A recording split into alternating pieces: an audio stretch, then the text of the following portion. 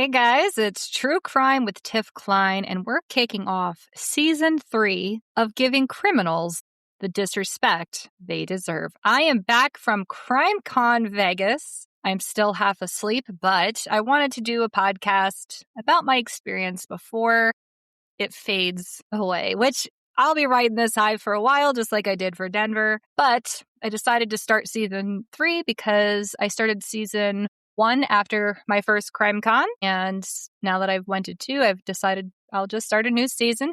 But thank you for coming back. Again, I was at CrimeCon Vegas last week from May 28th to May 31st. And I got to catch up with a lot of friends I made over the past year since Denver and made new ones. And it was amazing. I've never been to Vegas before. Not my cup of tea. If someone invited me to go, I might, but it's not a place I would, book to go again. It's another city to me, just 5 times more expensive. But we're not here to talk about Vegas. We're here to talk about CrimeCon. So last week I flew out to Vegas on the 26th that I met my mom. She flew in from Ohio and she has never been to Las Vegas either. So we spent 2 days at the Fairfield Inn Convention Center, which was kind of over by the Sphere, and it was a great hotel, great breakfast. It was clean, quiet. I'd stay there a million times over. Not too far from Caesars either. So if I ever do go back and I want to stay off the Strip, that's probably where I would stay. And they're right next door to the restaurant Tacos and Beer, which is phenomenal and good pricing. And the food was fantastic. And right next to the restaurant Cleaver. So if you're ever in that area, it's really good.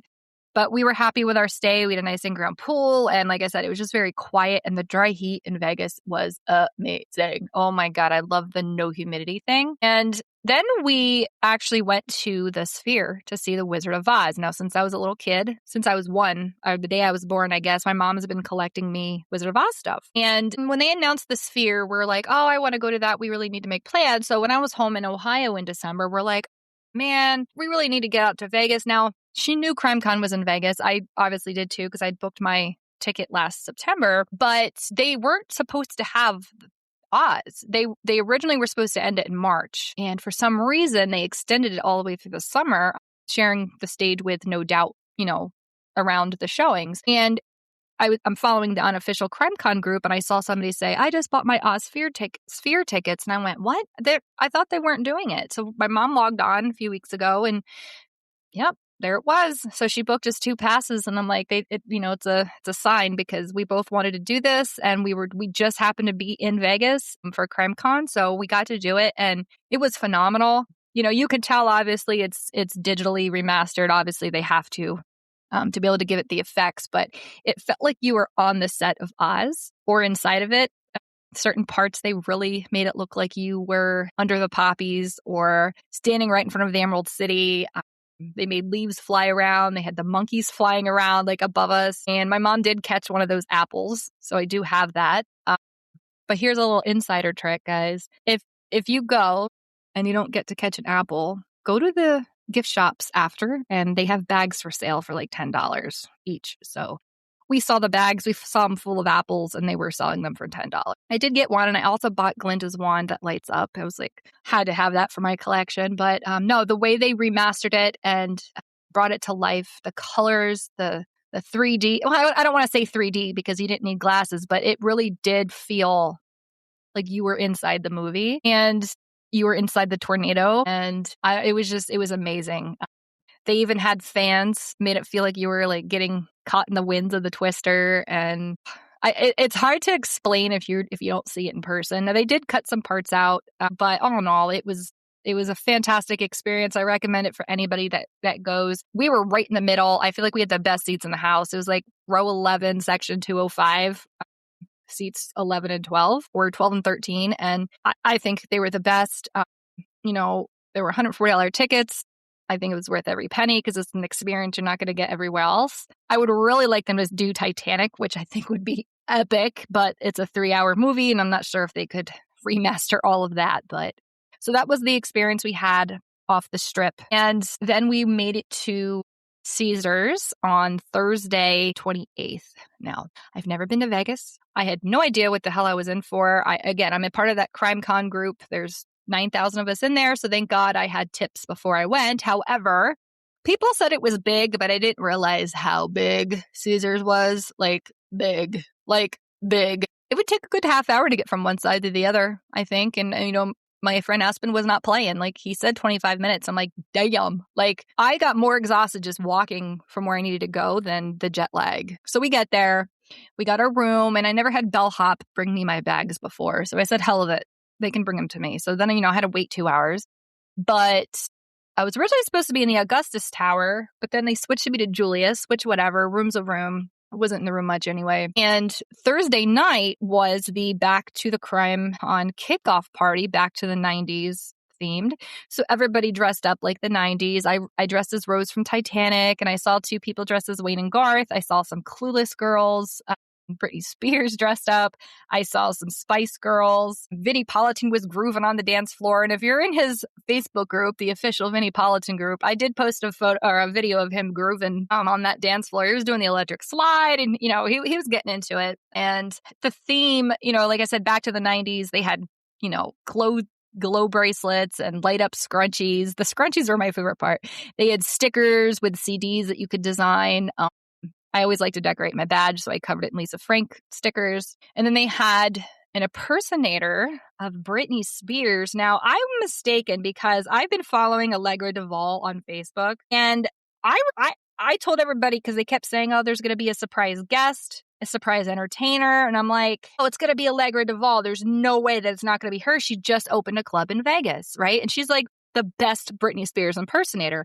And I always miss her every time she comes to Atlantic City. But she informed me after I had posted photos that it's a girl named Katie who is also a Britney Spears impersonator and friends with Allegra, because she saw the photos I posted on Instagram and reached out to me. She's like, oh my God, thank you so much. But that's not me. That's my friend Caitlin or Katie or something like that. This girl looked like Britney.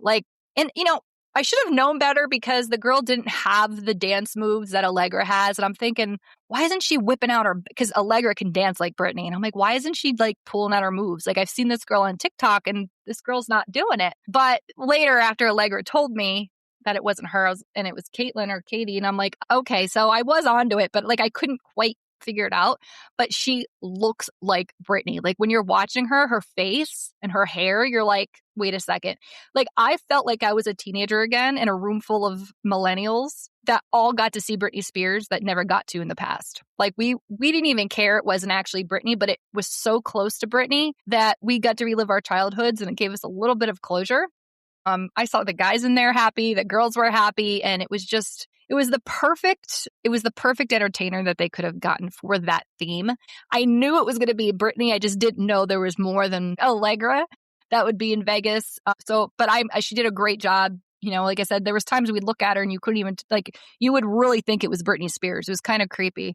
So she did phenomenal. And then there was a blow up couch with some props, you took pictures with. And if you had, there was 2 passes, you have to buy them separate to get into the kickoff party. And my mom and I had the standard. And then there was some premium that you get on the other side and you get free cocktails and some late eats, and some of the speakers head over there. But we stayed on the normal side, and I feel like I got the same experience. And my friend Aspen, who, if you've been listening to my podcast, he's close with the Delphi families, and he introduced me to Becky and Mike Patty, and then Tara Germain, who are Libby's family from the Delphi case. And it was an honor, and they actually gave me one of their bracelets that say Abby and Libby, and that was just an honor to hug them, because Aspen speaks nothing but good words about how great of people that they are. So I was humbled and honored to hug them. And he told them about my podcast, which he had before, but they remembered that I did that and were very gracious, very kind. And that'll be a moment that I take with me forever, because they were there, this year giving the Crime Fighter Award to the new winners, because they had won last year in Denver. And the year before that was Gabby Petito Foundation. So they came to the kickoff party and hung out a little bit. I ran into Vinnie Politan. Again, he was grooving all over the place. I got to finally meet my friend Kristen Thomas, who you might know walking around CrimeCon with the French Bulldog Willow.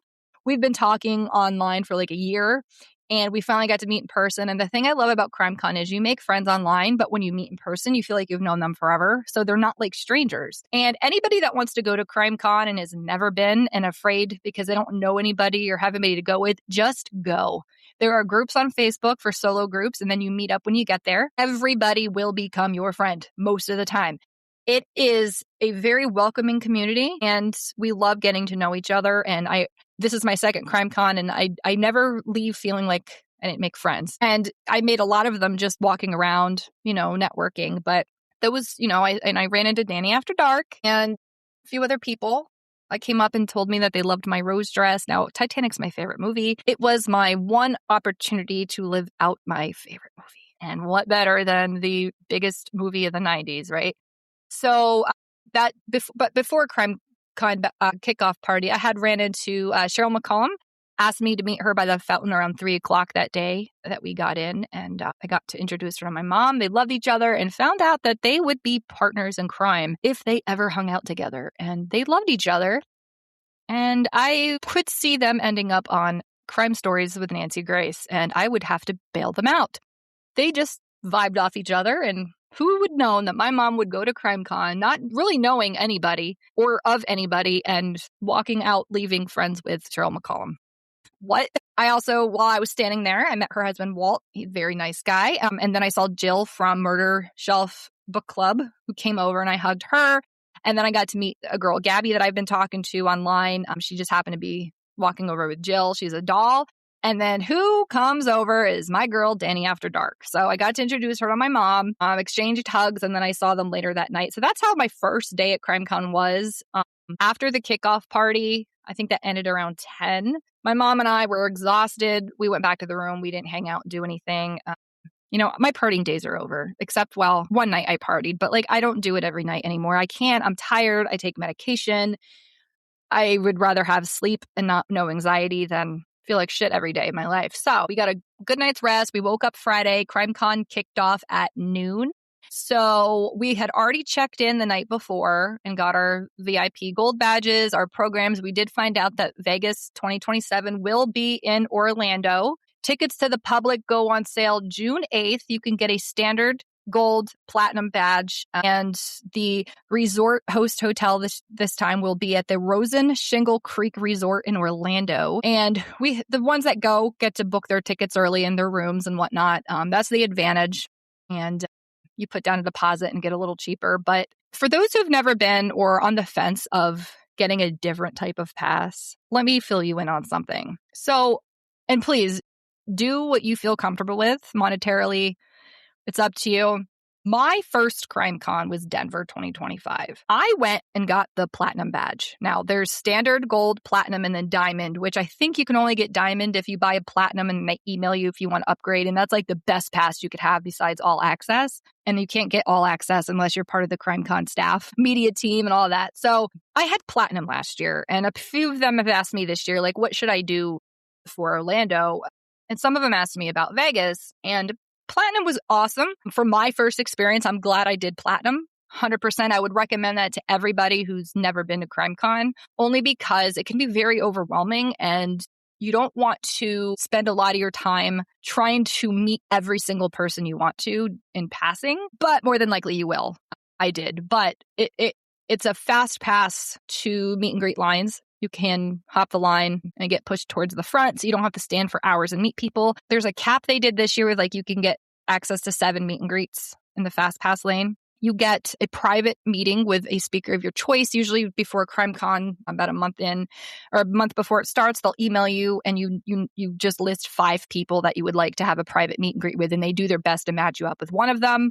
I had Nate Eaton last year. He was a doll. He's from East Idaho News. You may remember him. He covered the Lori Vallow case. He loves donuts and he's a sucker for a sale. I love Nate Eaton. He's everywhere all the time. But then we had light breakfast in the Platinum Lounge with, juice and coffee and sodas and waters. I got a program signed by most of the attendees and speakers that came. And I got closer seating because you get VIP seating. You don't have to sit all the way in the back, because I'm the type of person, if I have to sit somewhere and watch something on a screen, I'll just stay home and watch it. If I'm going to spend money to do something, I want the full experience.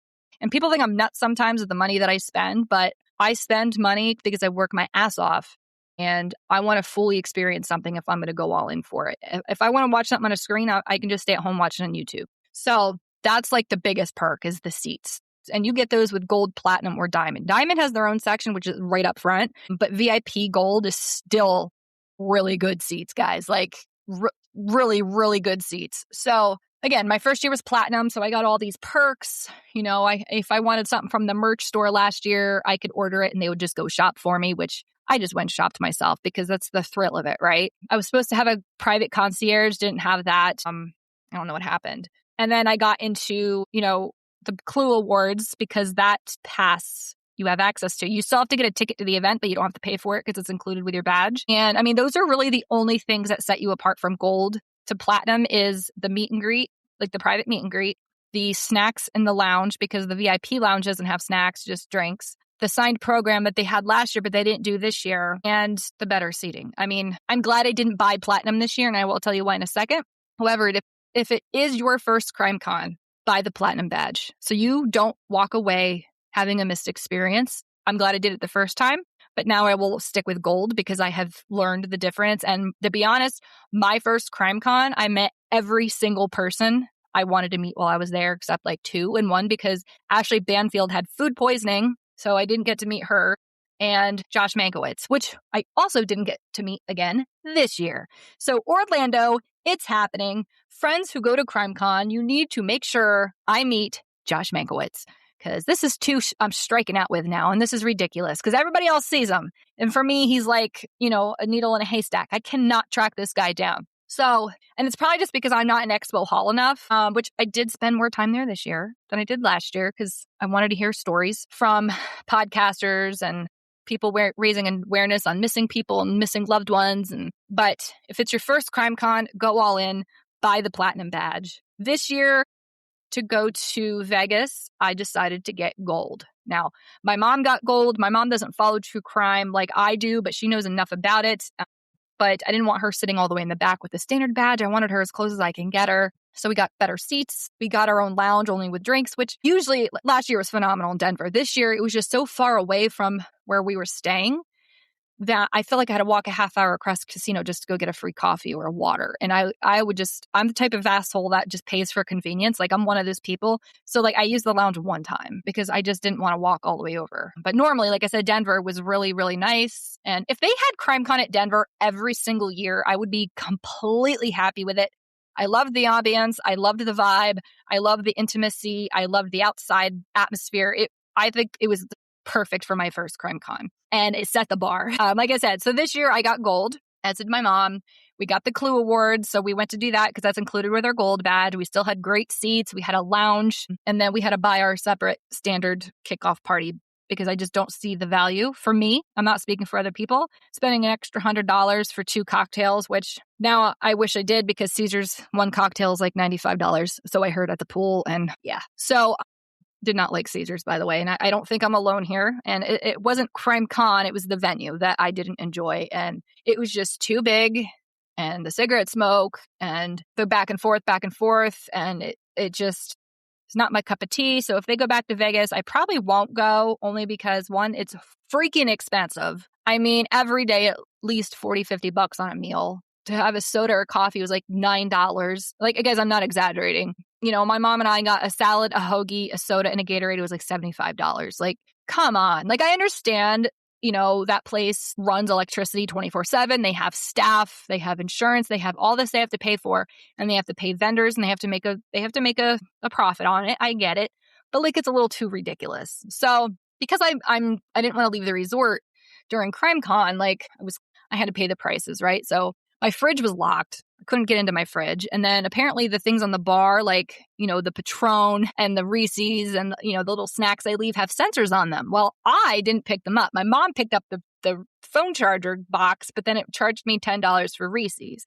But I saw Cheryl McCollum posted a video on TikTok that she moved some of those things, especially the Patron bottle, 9 or 10 times. And she didn't know she was going to get charged. So she said she walked out with a whopping bill. I'm sorry. I get it. Resorts, it's how it is. We all know that.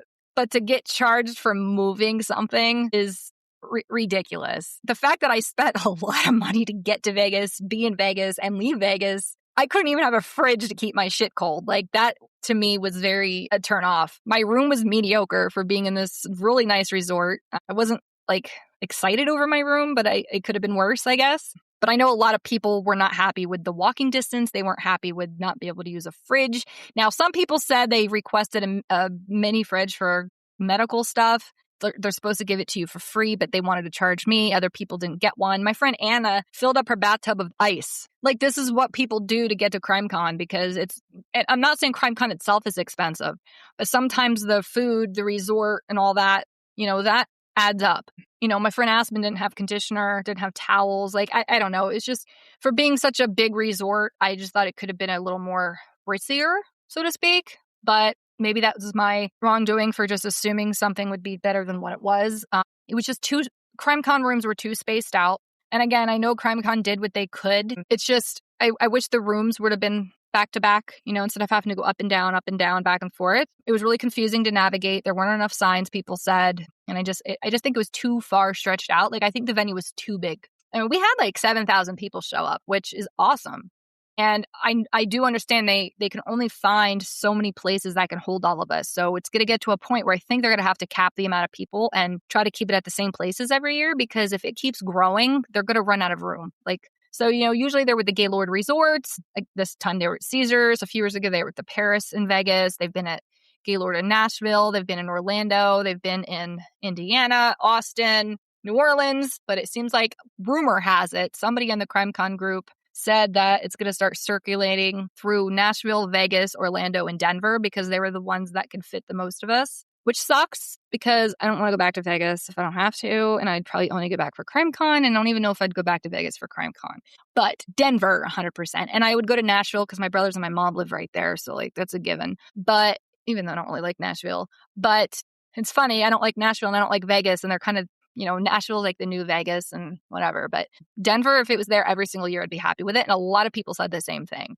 Again, and it's not CrimeCon's fault. It's just the venue was not, I don't think, was the right fit. And I'm a paying customer like everybody else. So my opinion matters. And I'm not disrespecting CrimeCon. I'm not putting them down. I'm not, the two experiences I've had are amazing. I've met amazing people and I got my money's worth. I'm just saying, like, the venue itself, I don't think was the right fit. So hopefully in the future, there'll be better fits. I'm looking forward to Rose and Shingle Creek. But yeah, I just was not a fan of Caesars venue. And again, I know I'm not the only one. A lot of people said the same thing. Speakers told me, podcasters told me, attendees told me, I'm not alone here. And please don't put words in my mouth and don't think that I'm talking ill on CrimeCon, because I'm not. All I'm doing is voicing an opinion because I pay to be there like everybody else. And my voice matters just like everybody else's, depending or whether or not who I'm representing, what foundations I help, this, that, and the other. I still pay my ticket. I still pay for my hotel. I still pay for my food, my flight, everything, my badge. So my voice matters.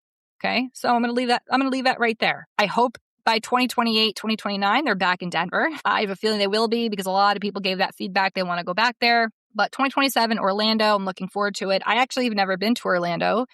I haven't been to Florida since I was 10. I lived in Tampa for 3 months. And in 2017, I went through Orlando because I was going on a cruise. And I remember hating that airport. I hate that one. And I hate Newark. And I hate Denver.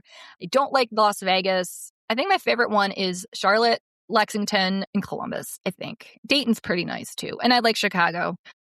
But anyway, here's to that. 2027, my room and badge are booked. But again, if you guys are contemplating between the two badges, if you're local, standard isn't bad. But if you're traveling really far, get your money's worth. And if you can splurge and afford the platinum, get the platinum for your first one. After that, unless you somehow don't get to meet who all you want to meet having platinum, I don't know what you're doing while you're there then, but then just get gold. I've met everybody at both CrimeCons, walking around the expo hall, sitting in the bar. I didn't stand in line for one meet and greet this year. And I walked away meeting every single person that I went there to meet. And again, this time I was more focused on Creator Row and meeting the podcasters, the creators, the news reporters, those they're raising awareness for missing persons and child abuse and missing child and sex trafficking and DNA labs and just that, the more intimate stuff. but even the speakers I wanted to meet, I just met walking around. And a lot of them hang out in Expo Hall. So that's an insider tip. They don't hide. You don't have to pay for autographs. You don't have to pay for photos. They are happy when you approach them. They want to get to know you. So don't ever be shy. Don't ever be afraid that you're bothering them, because they know that's what you're there for. And they're there because they want to connect with you. And that's what I love about CrimeCon. So yeah, we went to the kickoff party, and then Friday it kicked off with Nancy Grace, and she talked about the Nancy Guthrie case. Now, Nancy Grace is the true crime queen. Let's get real, right? So this was the first year that Nancy Grace came, but couldn't stay very long. So her babies, her twins, were graduating high school. That's right, already. And she came in the night before, mingled in the kickoff party for a little bit, did her session on Friday afternoon. And as soon as she was done, she got on a plane and left because her babies were graduating high school and she was taking them on a trip. So that's really cool. But she did talk about the Nancy Guthrie case, a case I didn't really follow.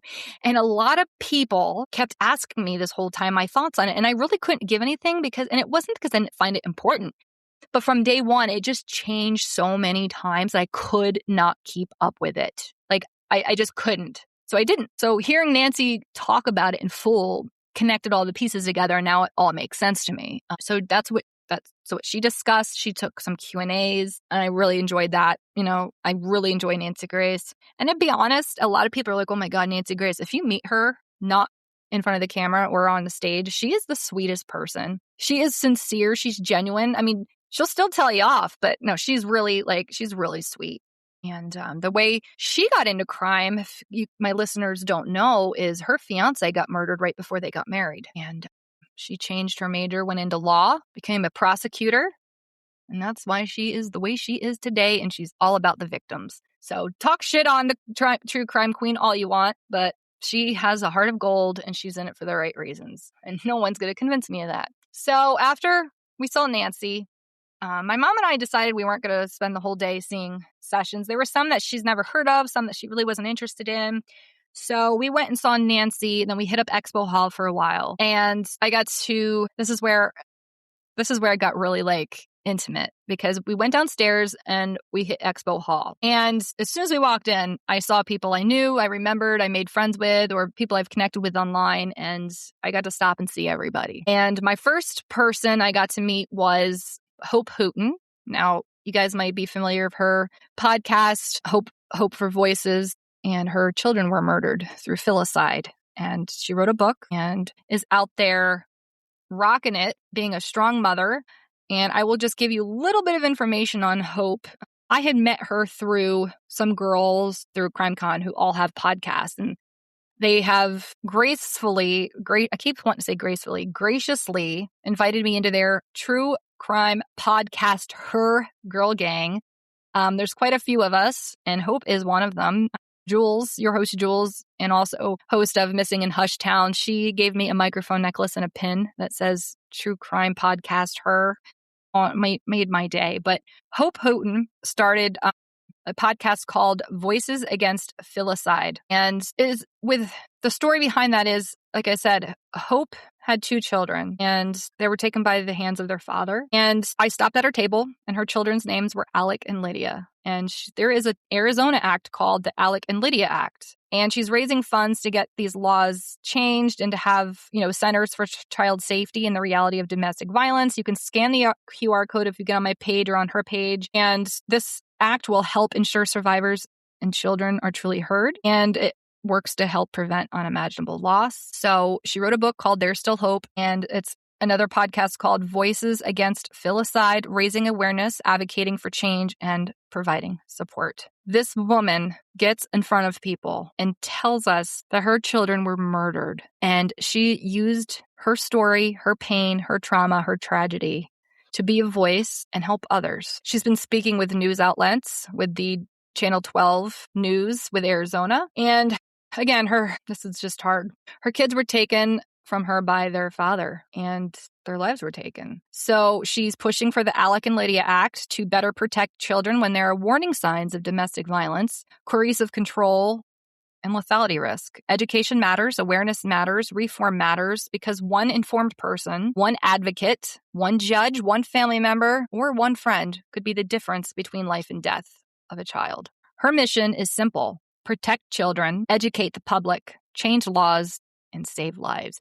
You can see Hope Hooton on Facebook and Instagram, and her Instagram is Hope Hooton Voices Against Filicide, and you can find her on Instagram for Hope in the Pain. So after I left her table, I did buy her book. I ventured on and then met a woman I became friends with last year after CrimeCon ended, Anna from Kitchen Table Research Podcast. And we've been friends online for a while and chatting a lot. And yeah, she does Kitchen Table Research Podcast.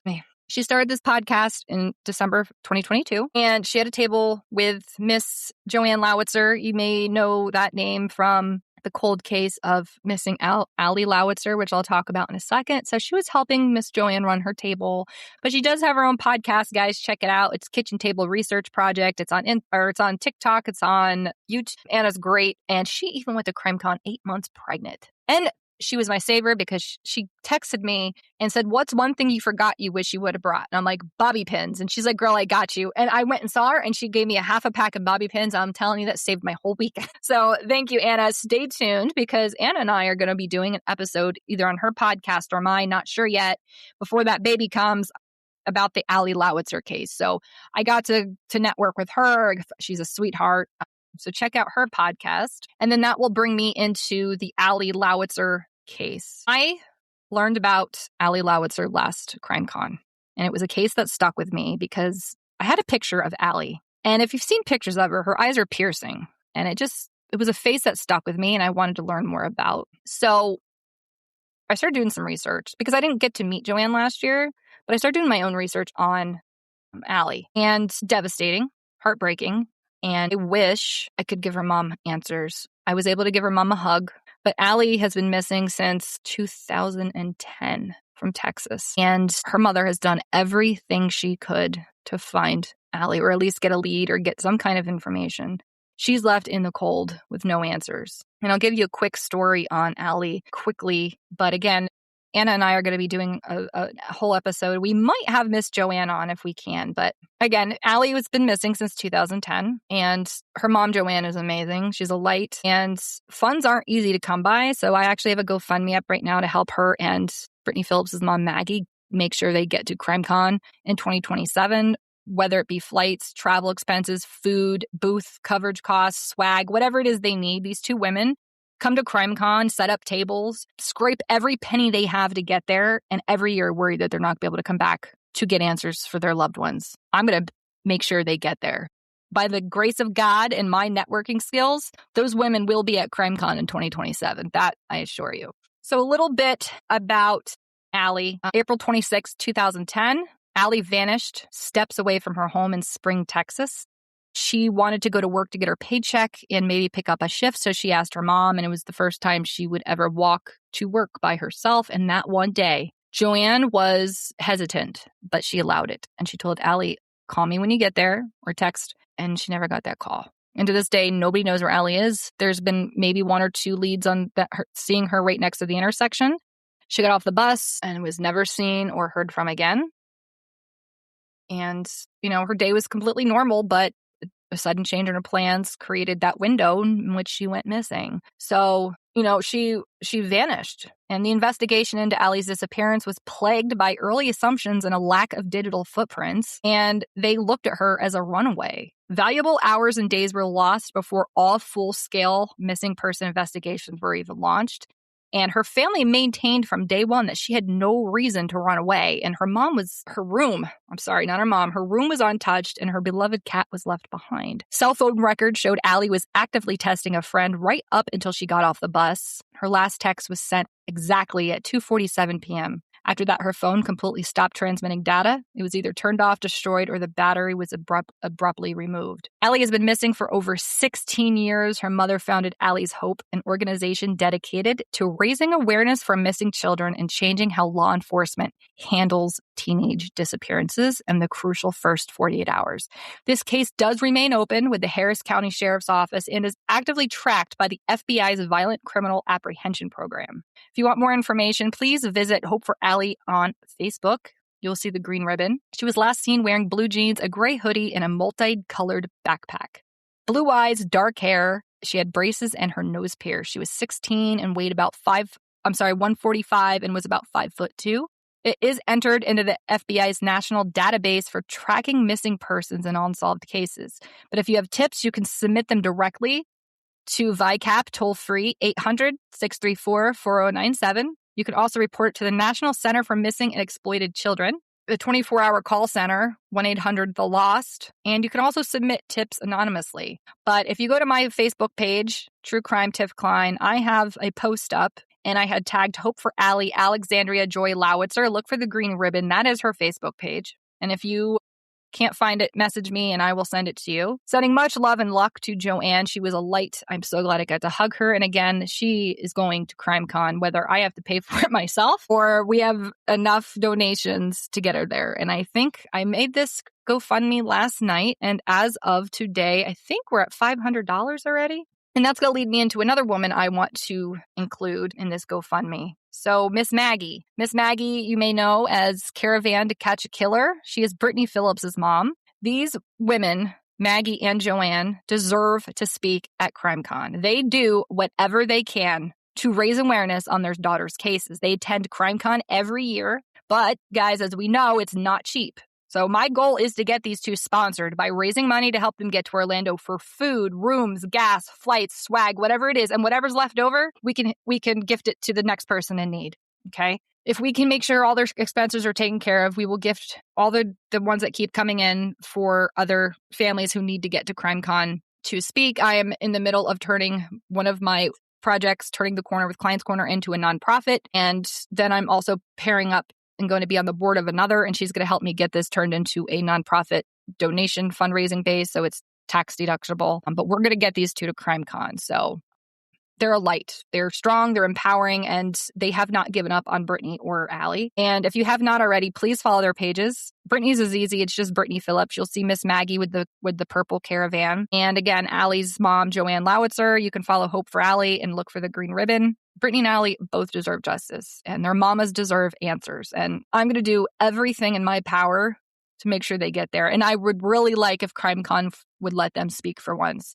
A lot of people want to hear Bethany's mom and Ali's mom speak. They need the stage. They deserve the stage. They deserve the spotlight. And just because they don't have 500,000 followers does not mean that their voices and their daughters aren't any less important. So, guys, if CrimeCon asks you who you would like to hear speak, please put down Bethany Phillips' mom, Maggie, and Joanne Lowitzer, Ali's mom. Because these two ladies, I would love to see them on stage together. They're just phenomenal. But I'll tell you a little bit about Miss Maggie's adventure with her daughter, Bethany.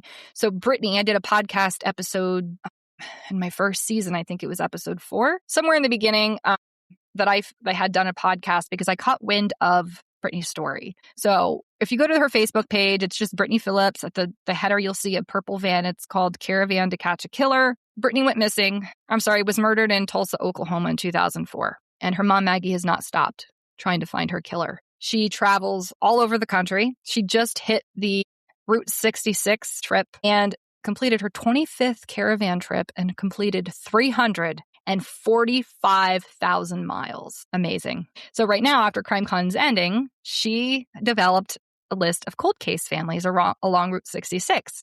So her route is Tulsa to Chicago, but she's going to take any family she can. And if any of us know these families, to see if they'd be willing to meet her, it's a networking meeting, support meeting, and she can work on getting the media. But you can message her for more info. And again, her daughter, Bethany, went missing in 2004. I did do a podcast, but just a little backstory. Let me pull it up here. I love Miss Maggie. Sorry, I don't have my notes in front of me. So there's a GoFundMe. And as I had mentioned, Bethany was murdered in 2004 in Tulsa.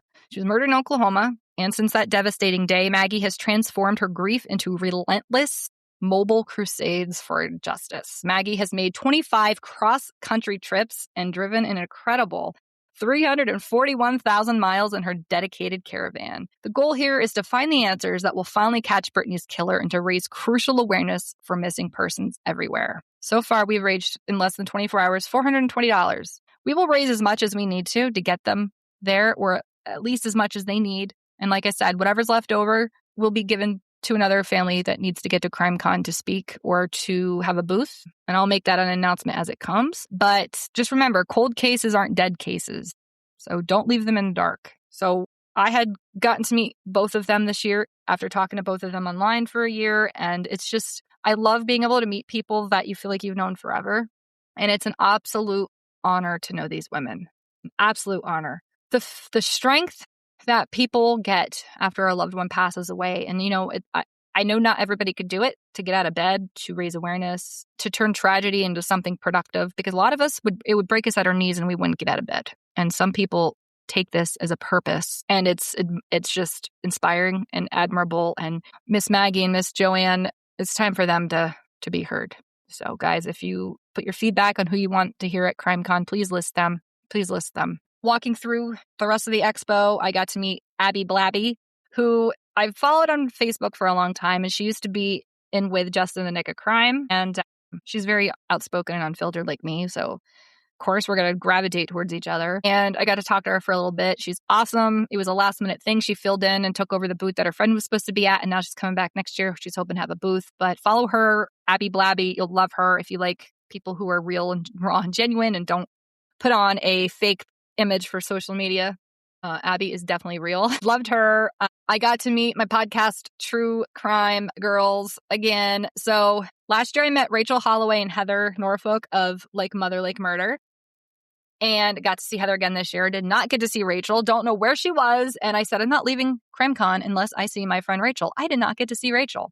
But I did get to see Heather. I got to see your host, Jules. She gave me some gold earrings. She gave me a necklace with a microphone, bringing me into the True podcast, her gang. And Stephanie from Wicked Ever After. I did not get to see a few others, but I did get to see Danny After Dark. She's a part of that gang. I got to see Kylie from Prime Time Crime. She's from that group. Same with Hope Hooton.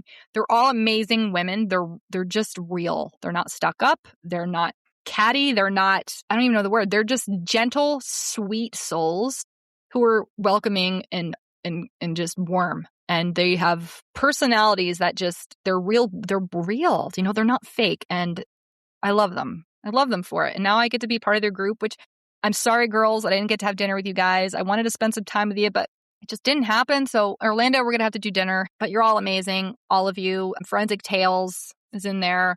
I didn't get to meet her. I did go down to her table, but she unfortunately was not there at the moment, but I did take some swag. I'll name off some other girls in that group. But before I do that, I will say that your host Jules and Jen Rivera Investigates Weird True Crime are in the short list for Best Podcast CrimeCon UK. So it's the CrimeCon UK Awards. They're going to choose their winners, and they're doing the proud work with Fire Eyes Media.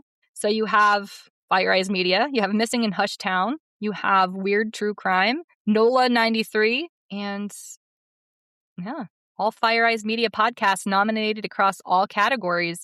Best Episodic Podcast, Podcast Impact for a Change, Podcast Most Captivating, Podcast Network of the Year, Podcast Rising Star. Awesome, ladies. Good job. Giving you the heart symbol with my hand. You just can't see it.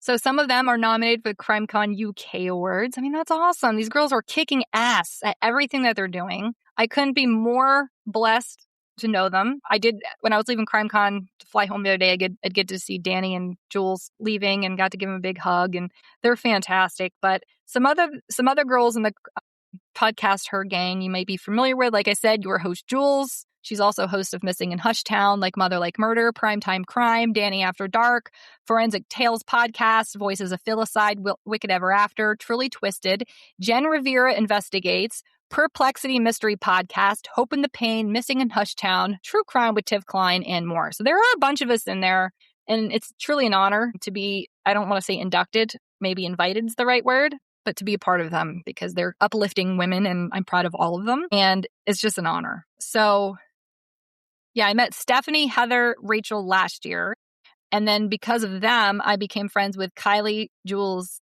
and Danny. So and Kylie. So it's really cool. And a few others. So we got to see all of them.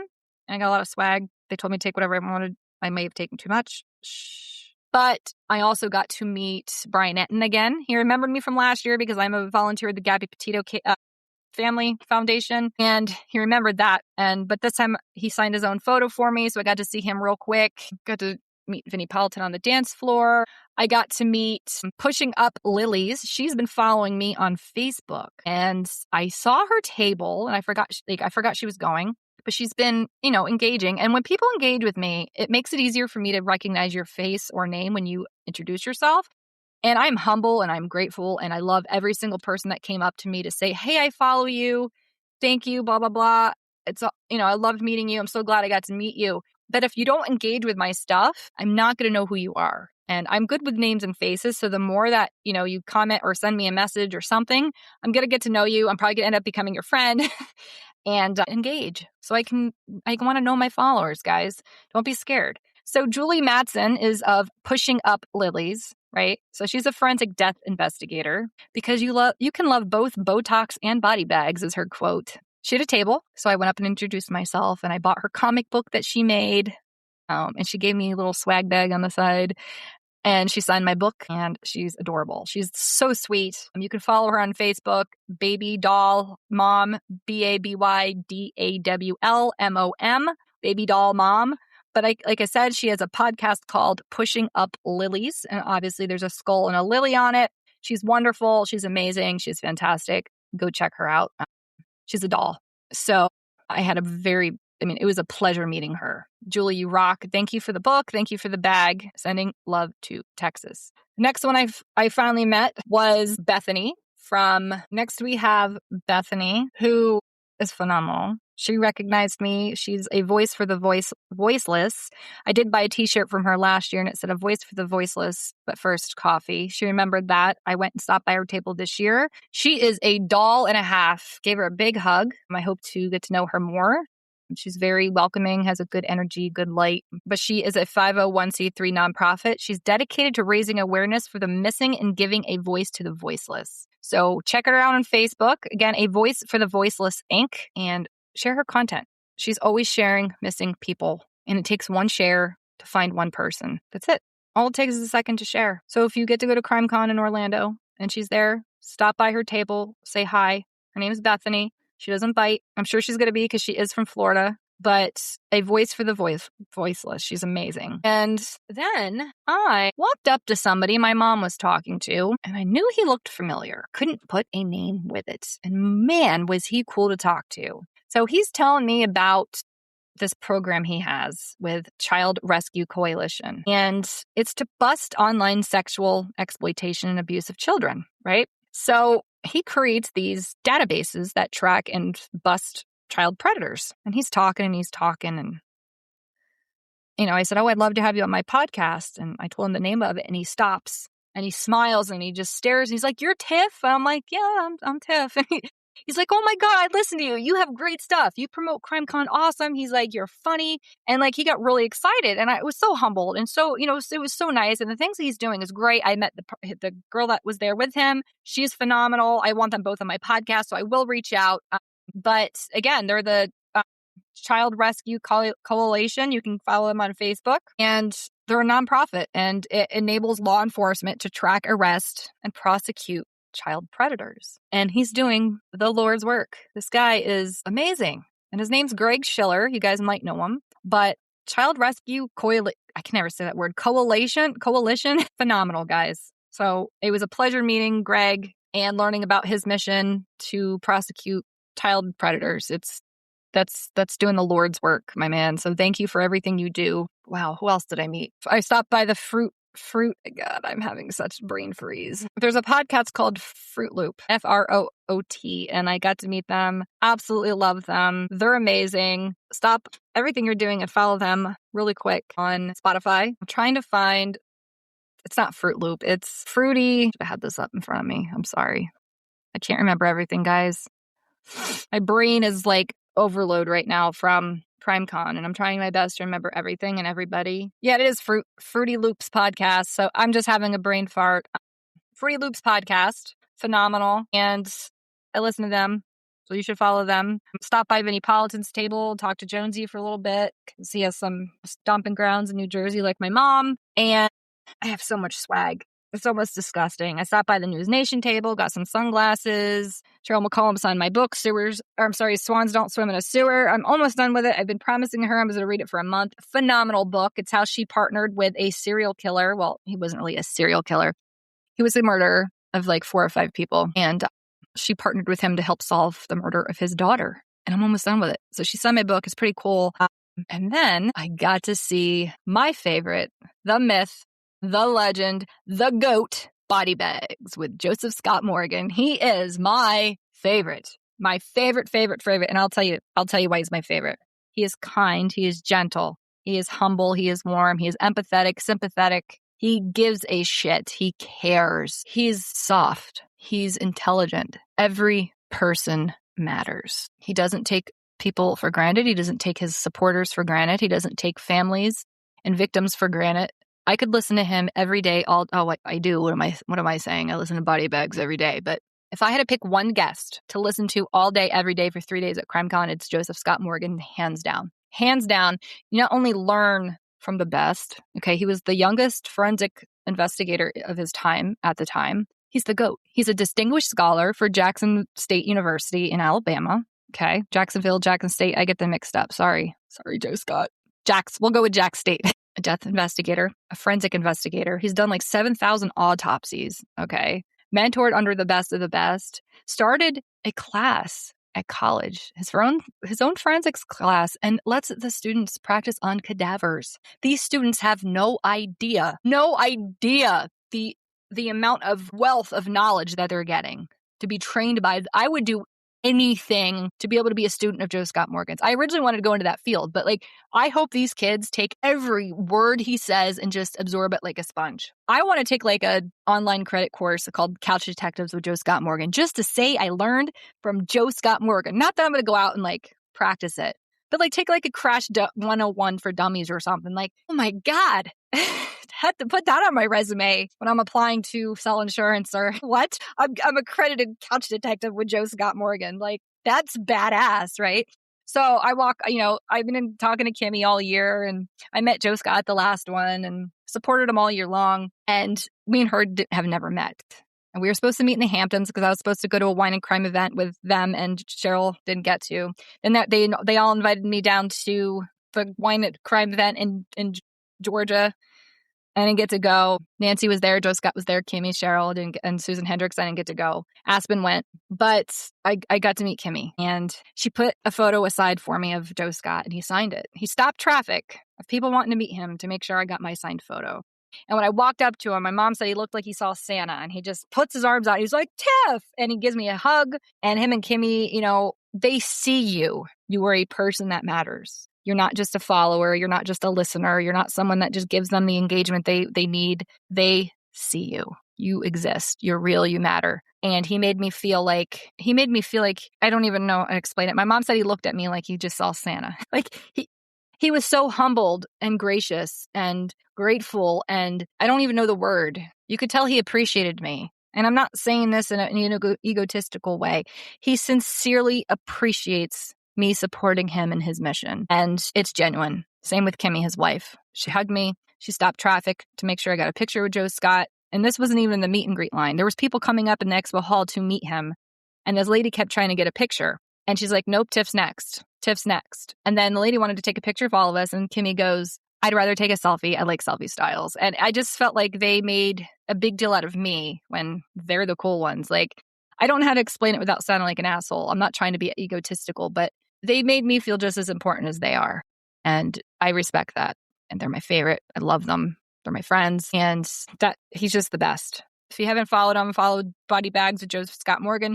He's on Long Crime with Jesse Weber a lot. News Nation. He's on with Nancy Grace all the time. And he's just respected in his field. He's respected in the true crime world. If someone tells me that they don't like Joe Scott Morgan, I'm really going to question their character. Because if somebody doesn't like him, they have to be a really bad person. I'm sorry. I'm sorry. You have to be a really bad, dark, evil piece of shit person if you don't like Joe Scott Morgan. And I don't want to know you. And I'm not saying that because he's my favorite. It's just the fact he's such a good human soul that if you don't like him, there's something wrong with you. And I'm being all serious. There's something wrong with you.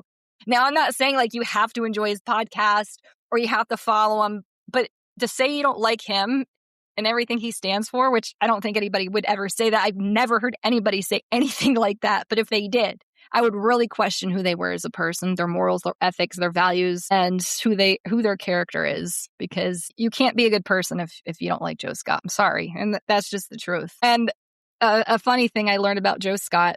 He does a really good Elvis impersonation. He is funny, and his mentor is from Scranton, where I'm from. So that was a really cool insider piece that I learned. And it's just a true honor to call them my friends. And, they told me if I ever need anything, reach out. And the fact that they stopped traffic for me was uncalled for, but appreciative, and I love them for it. So then, last but not least, the Gabby Petito Foundation.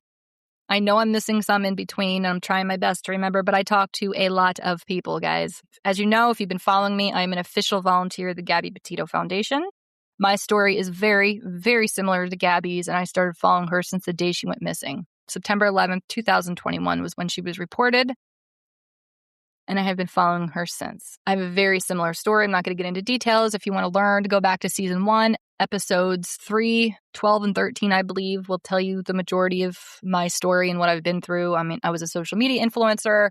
My ex was vegan, wanted to travel the country in a van. I moved basically overnight to be with him. I was strangled, and it's just a little too close for home. So I left, met another abuser, but this time he was a narcissist. And I'm sorry, that's just evil because it's maliciously intended. They know what they're doing. And I didn't want to continue, and I didn't want to end up like Gabby. And I ended it. And I've been single for a while because I don't trust men. I'm afraid of them. And they've all disappointed me. They've all cheated on me. They've all abused me. They've all shown me that they're not to be trusted. And it is what it is. But this trip, I got to see Tara's mom again, Mary, who I met at the second annual Gabby Petito Golf Fundraiser in Long Island last year.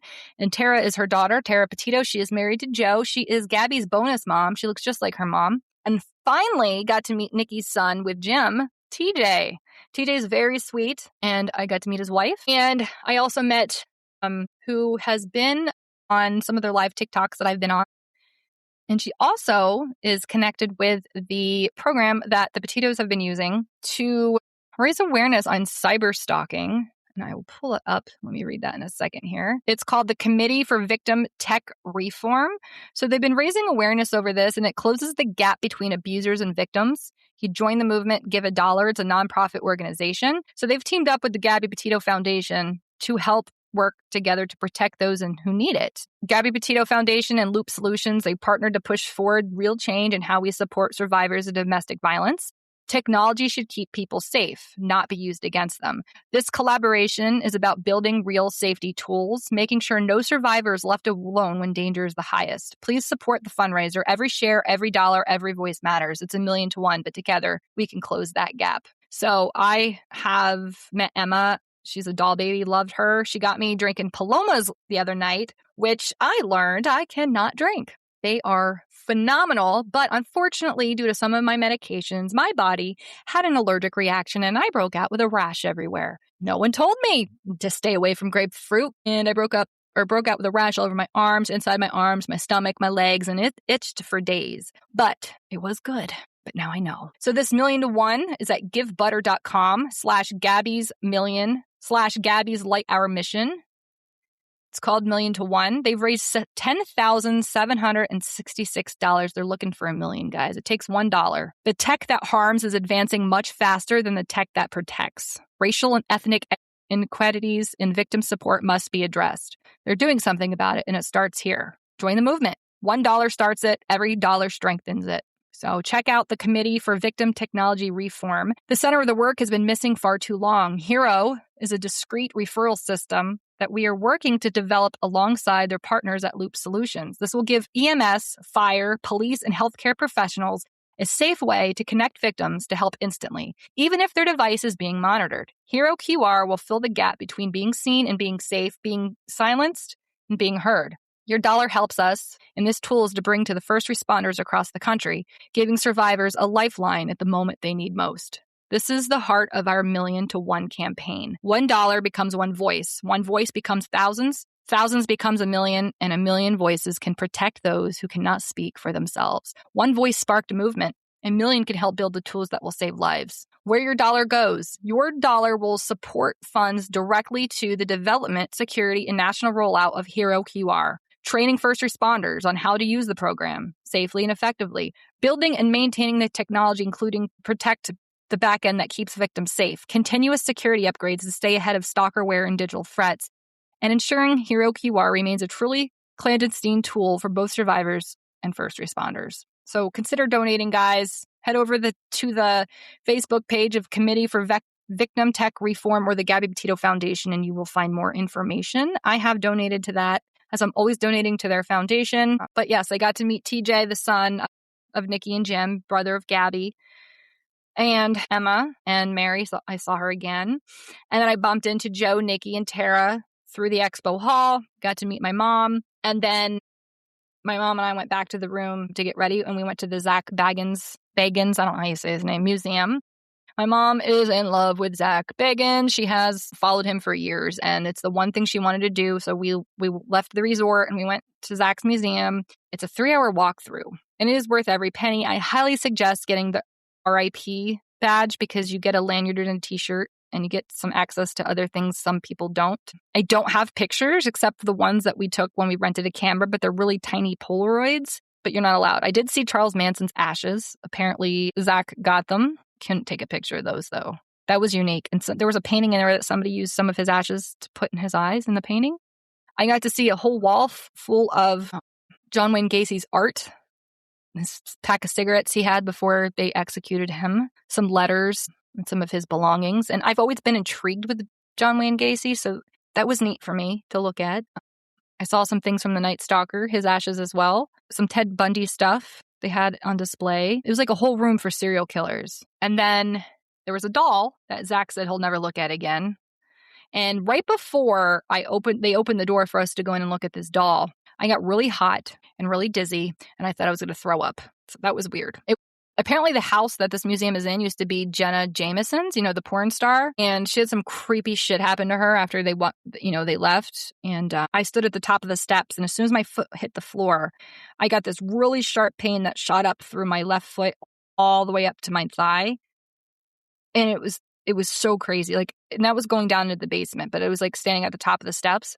And people say, when you walk into this place, you feel things. I felt things twice. And I also was really dizzy because they had a lot of sage and incense going and fog as well. But it was a really cool experience. I would do it again, and I would just get if you're going to go, do the RIP badge and just get the full experience. It took 3 hours to get through, though. So make the time for it because it does take a while.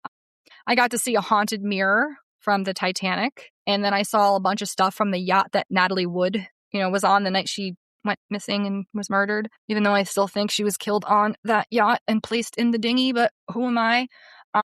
So I got to see some of her stuff, and that's all I really that stuck out to me from that museum. Some of the stuff from the Warrens from the Conjuring movie, one of their rocking chairs I saw, and some other spooky things. It's hard to explain, and I don't have pictures, but if you ever get the chance to go to the Zak Bagans Museum, go. It's just a museum full of objects that are haunted, apparently. So I'm actually wearing a t-shirt right now. So I'm glad I got to do that. And then Saturday was the day of the Clue Awards. And my mom and I sat in to listen to Joe Scott talk with Dave Miller of Ortham DNA, or Arthram. I don't know how you pronounce it. And he explained to us how they extract DNA to help solve missing people's cases and to identify them. And it's intriguing to me because I know they use it to identify missing people, but why can't they use that to identify the DNA in John Benet Ramsey? The DNA that is from an unknown male. I mean, I guess if he's not in the CODIS and family members haven't done the genealogy tests, I guess he wouldn't show up. But here's to hoping. That was a phenomenal session. My mom loved it. I mean, Joe Scott just owned that stage, and his presence was felt. And we also watched, I'm going to do a whole episode about this one with my best friend Aspen, who was there. Got so sick, he walked out not even halfway. So you guys know I'm a big Lacey Peterson supporter. I followed that case since 2002, just as closely as I followed Gabby's. So I was in 8th grade around the time this happened, maybe 9th. And that's the first I really started watching Nancy Grace. So I go back, this true crime stuff isn't new for me. And I didn't go to this session to support Scott or Mark Garagos. I went to support Lacey and to hear the ignorance and arrogance that came out of Mark's mouth. And boy, was I right. This son of a bitch came in and talked about himself the entire hour. Didn't care. He rolls out in sweatpants, was on his cell phone the whole time. When his co-hosts would talk, he'd be on a cell phone. But when he talked, They gave him their attention. Sneakers, says the F word on stage, has no respect for his colleagues, for his audience, for Lacey's family. I wouldn't say Scott because he's a criminal, he just deserves disrespect, but it was disgusting. I'm going to do a whole episode on this because Aspen walked out halfway. He just got so disgusted and left. I kept waiting because I wanted to see if he was going to call Scott and pull a stunt like he did in Nashville with Lyle Menendez. I wasn't there, but I heard what happened. And he was on his phone a lot. So it was like, oh, maybe he's trying to connect with the jail to get him on. And I was like, I wanted to go because I wanted to listen to the Q&A. But he didn't have a Q&A. And my guess is because they knew people were going to say some not very nice things. He's trying to give us evidence that Scott is innocent and talked about, oh, I know I'm a defense lawyer and people ask me how I sleep at night and, I get it. And, people put bombs outside of my house. I get it. But there was, I know somebody has to do the job. Like everybody's entitled to an attorney, public defender, whatever. You're entitled to that. Somebody has to do the dirty work. I get that. He's doing his job. But you don't have to be a pompous asshole about it. You don't have to roll out in sweatpants and be on your cell phone on stage in front of a packed room of people who chose to come hear you speak over somebody else that actually could have made a difference in the world and be an arrogant asshole and ignorant. You barely talked about any evidence. So I feel like this was just a publicity stunt to promote the show you're coming out with. The evidence, what evidence did you talk about that we haven't heard about with the duct tape and the van and the mattress? We've heard this a million times, but like what other evidence, Mark Aragos? You're never going to convince me that Scott Peterson didn't do it. And then the disrespect of calling Amber Fry a hussy on stage and basically calling Lacey fat because she was pregnant, the way he was explaining her. There's no respect. Amber Fry was a victim in all of this. She was a mistress, yes, but she didn't know she was. She did not know that he was married. She was a victim in all of this, and he called her a hussy. I was really hoping Nancy Grace was going to be around for this, and I was hoping that she was going to hide in the back and wait till the very end and just turn the microphone on and just come at him like she's done for 20 years on TV. I was hoping I would have paid an extra $1,000 just to see that. Just to watch her rip this man apart. Again, I know somebody has to do it. It's somebody's job. But he couldn't even have enough respect for his colleagues, let alone the audience or CrimeCon. And he couldn't say anything about Connor. He never mentioned Connor's name once. And couldn't say, I'm very sorry for the loss of Lacey and Connor. My thoughts and prayers go out to her family. Nothing. Except being a pompous asshole on stage and was disrespectful, unprofessional, and I would never go do anything he does again. And again, I wish I had a t-shirt that says for Lacey because I wanted to ask him questions at the end. And he's like, the evidence is there. And the thing that got me, and I said this out loud at CrimeCon, when he says, here we are 20 years later, and I'm surprised that there's a whole room full of people. As if we're all there to support him. As if we believe him. Most of us, I can't say all, but most of us were there just to listen how much of an ass he was going to make of himself. And boy, he accomplished that. And he said one thing that I will never forget. Here we are 20 years later. And now, in today's world, we're talking about how Michael Jackson is guilty and how Scott Peterson isn't. And I said, who is saying that? Nobody's walking around going, well, Michael Jackson's guilty and that Scott Peterson sure isn't. Like, who is walking around saying that? And I'm pretty sure the narrative has flipped on Michael Jackson. Pretty sure. And which I never believed all that shit about him anyway. And I'm pretty sure people still think Scott Peterson's guilty. You might have like your little posse group gang girl sister-in-law obsession that he has with his sister-in-law who went to law school to prove that he's not guilty, trying to prove that he's innocent. There's like the Innocence Project and there's the LA Innocence Project, and I can never remember which one she's with. Either way, he ain't innocent. And if you think he's innocent, I don't want to know you. That's all I'm going to say. That's the nicest way I can say it. I get that there's always a side to a different story, okay? And I was going to give him that platform and that soundboard to convince me otherwise. If you can convince me, I'm happy to listen. I'm not closed-minded. I'm happy to listen to what we have to say. But Mark Garagos, you did not give us anything that we didn't already know. You did not convince me otherwise, and you disrespected Lacey. So now I really just don't believe. There's just no way. Again, everybody has a right to their opinion. You can believe that he didn't or not. It didn't. I just don't understand how anyone can think this man did not do it. I know a lot of it's based on circumstantial evidence, and we know you can't always take that the furthest, but sometimes it is what it is, and sometimes it's enough. Okay, I've wasted too much time on Mark Garagos, but I wanted to give you a little bit of insight. I was not happy. I was not pleased, and I felt disrespected for Lacey and Lacey's family. They deserved better, and I hope he never speaks there again. Plain and simple. Then after that, we went to listen to Megan Tomlinson being interviewed by Nikki Schmidt, mother of Gabby Petito. And I met Megan last year in Denver. After CrimeCon ended, she was hanging out with the Petitos and Schmidts, and I got to meet her. Well, this year I got to hear her speak for the first time and tell her story publicly for the first time. And Nikki interviewed her. And if you're not familiar, Megan runs the Silver Lining of Hope Foundation. It is a nonprofit, and she is helping with homicides, outreach and advocacy, persons who are missing, and education and reform. It is called Silver Lining of Hope. It's a 5013 survivor-led nonprofit built on Hope, H-O-P-E, in honor of her mother, Leslie Hope Houston. Megan helped solve her mother's murder. Her mother was murdered by her husband, which is not Megan's dad. But Megan had to get the photographs and get the cases and get the filings and talk to different people to get to take seriously, because they kept saying her mom fell. I saw the pictures. I saw some of the files, and I'm going to be talking to Megan soon. I'm going to get her on my podcast, and she's going to have me help her with Silver Lining soon, and she's going to help me get my nonprofit going. But if you would have seen the pictures I saw and hear her, and maybe you were there and heard Megan explain what happened to her mom and how she had bruises everywhere, black and blue feet, fingernail marks in her neck, a gash in her head, bruises all over her arms and hands. It's not consistent with a fall. And unfortunately, her mom did not make it.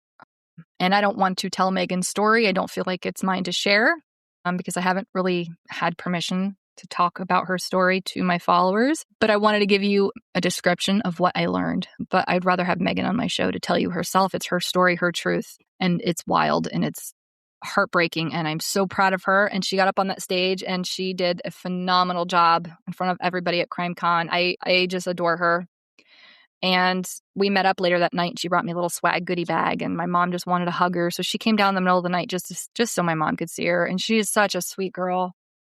And it's an honor. It truly is. You may see some of the missing persons flyers she shares. She's also helping with the petition.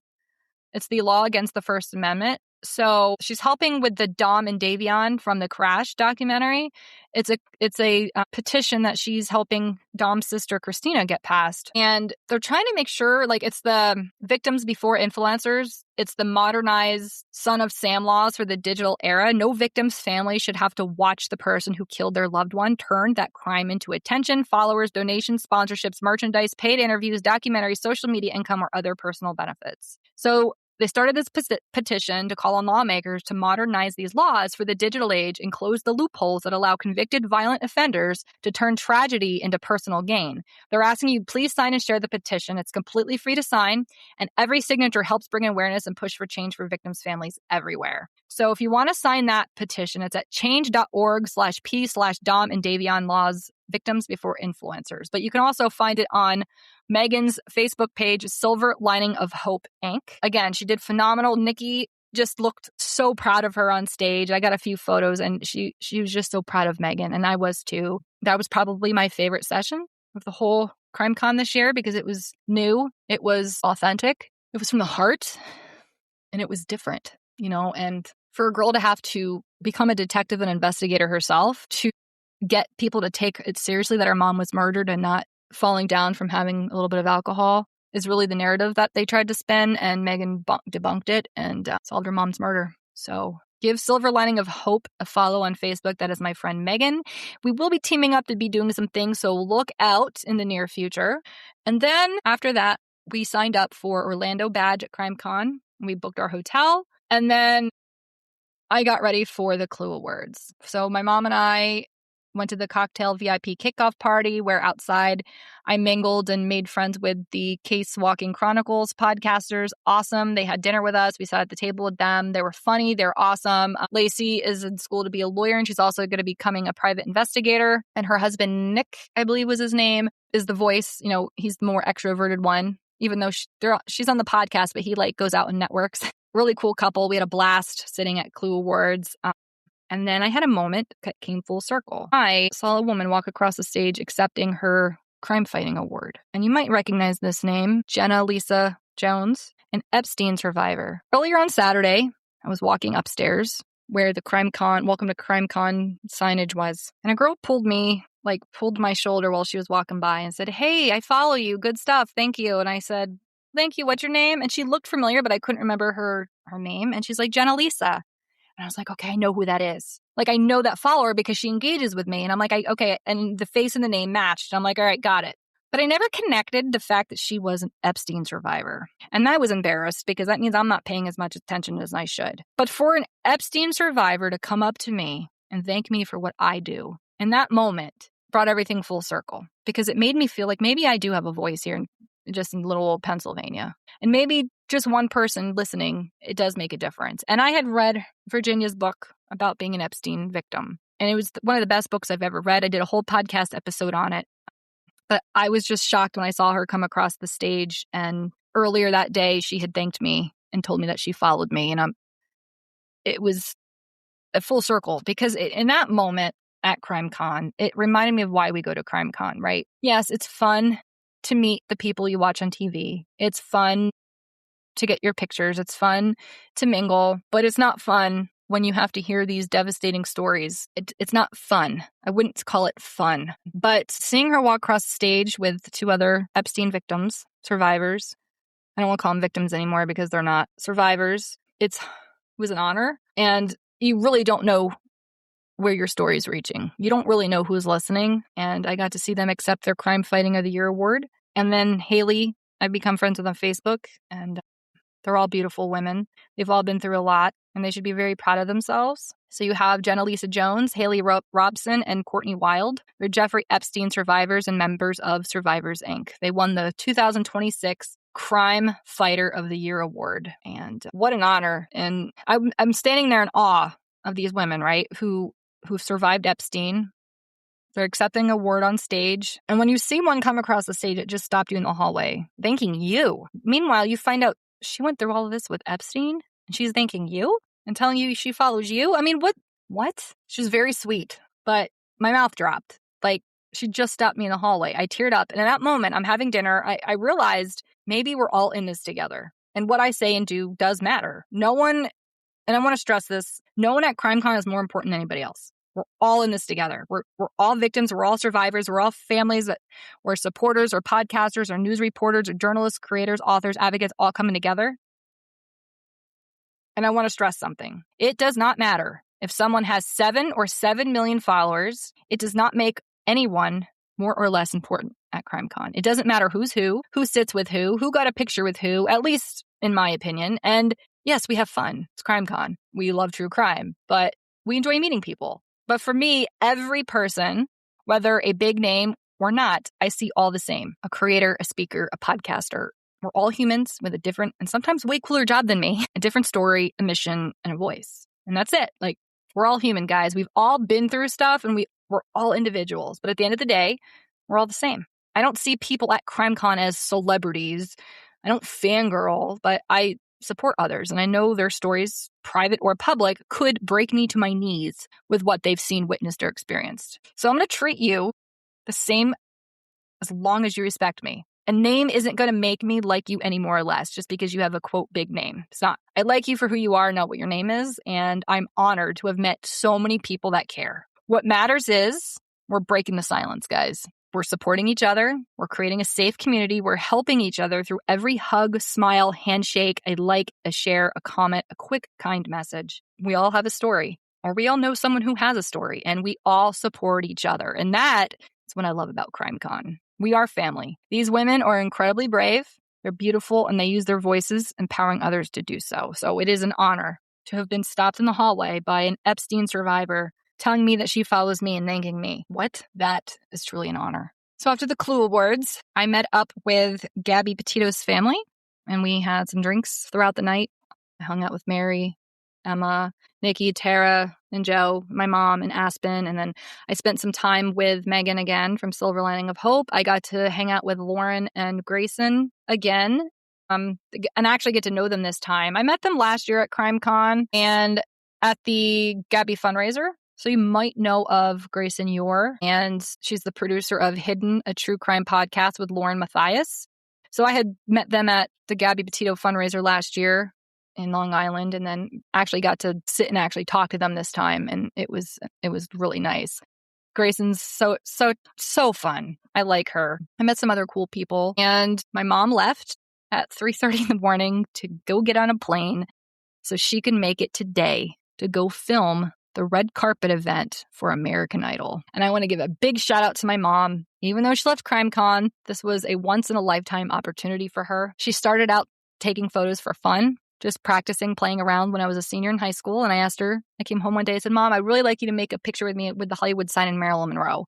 And my mom and I have always kind of been on the same page. Well, she turns her computer screen and she already had it halfway done. So pivot 20 years later, and she's now on the red carpet herself, kind of like Hollywood, but this was in Nashville, the American Idol red carpet event, photographing the event. She was chosen to be the photographer. And I am so proud of her. And those who met her at CrimeCon, she'll be back in Orlando. So I just want to give a little shout out to her. So she left in the middle of the night, and then Aspen and I had food, and then I went to bed, and I slept my entire Sunday away because I was a little hungover because I haven't drank in a while. Overdid it that night, and didn't come out until about 3 o'clock. Sat by the fountain out front for a few hours, grabbed some food, saw Aspen for a little bit, packed, went back to bed, and then Monday I got up early, had coffee with Aspen, and then got to the airport.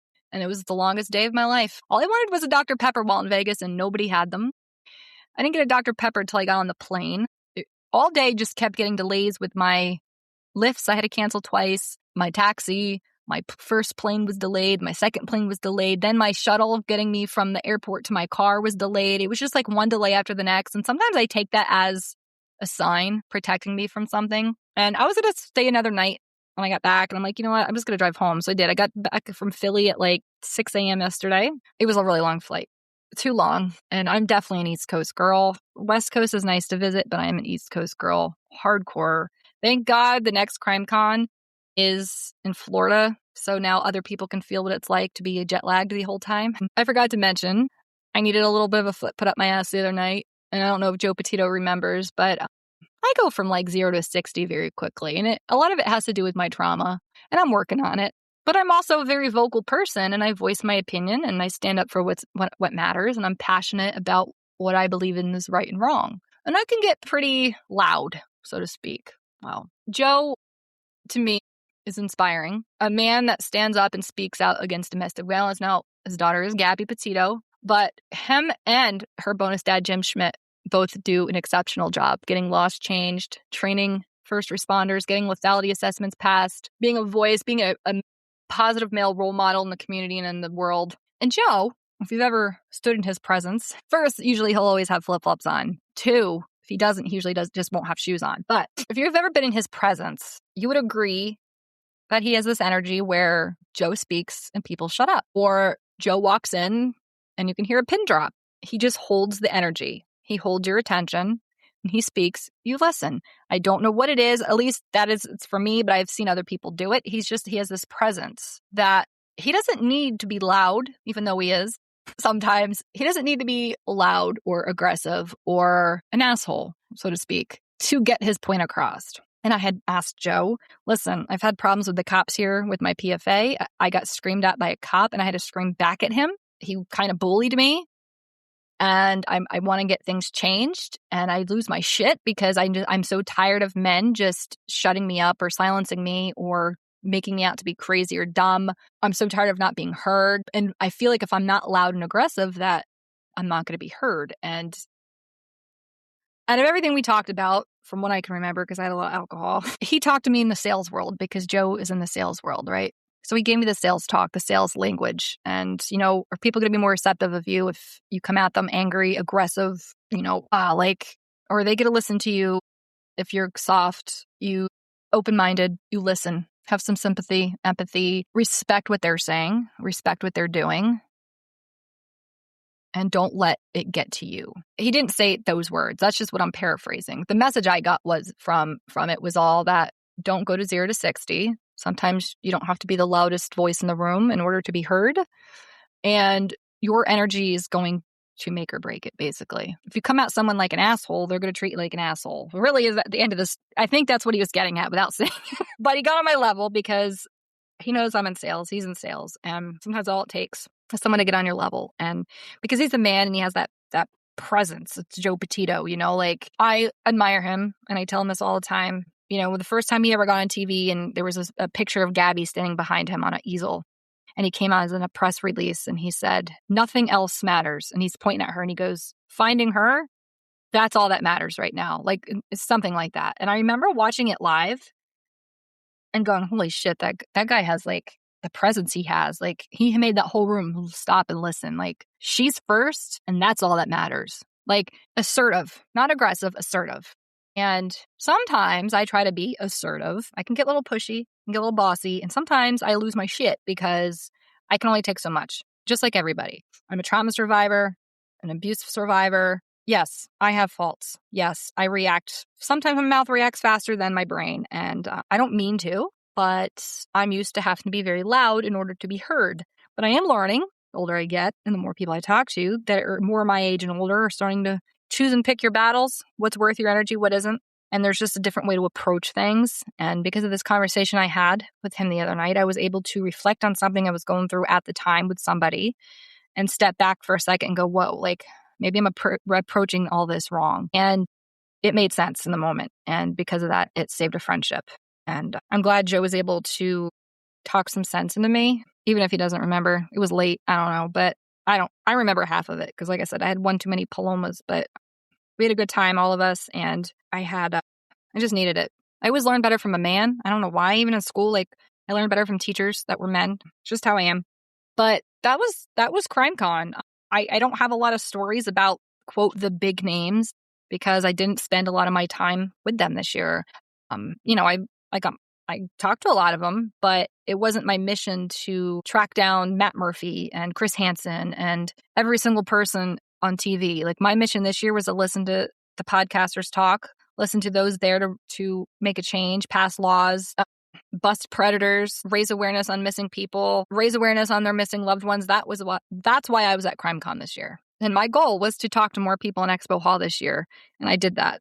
And I spent most of my time talking to them because their voices matter just as much as Nancy Gray's. And Nancy will say that. Their stories matter just as much as anybody else's story on Nancy Gray's. Their pain, their suffering, their trauma, their tragedy matters just as much as everybody else on TV. Nobody is more important than the other. Unfortunately, we know how the media is. Some just get more attention. And Joe Petito's the first that will say, everybody deserves the same amount of attention Gabby got.